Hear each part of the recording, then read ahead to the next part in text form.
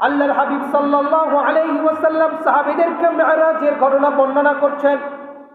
আমি সিদরাতুল মুনতাহায় পৌঁছানোর পরে বিশাল আকারের গাছ দেখতে পেলাম।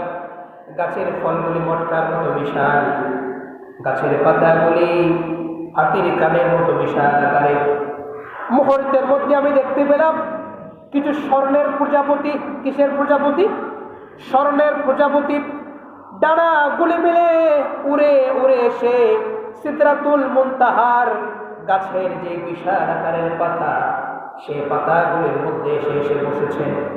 হাদিসের মধ্যে বর্ণনা করছেন, আল্লাহর হাবিব সাল্লাল্লাহু আলাইহি ওয়াসাল্লাম যখন সিদরাতুল মুনতাহার মধ্যে পৌঁছালেন, আসমানবাসী যেখানে ফেরেশতারা ছিল, আল্লাহর কুদরতে ফেরেশতা সকল স্বর্ণের প্রজাপতির আকৃতি ধরে রাহমাতুল লিল আলামিনকে এক নজরে দেখার জন্য।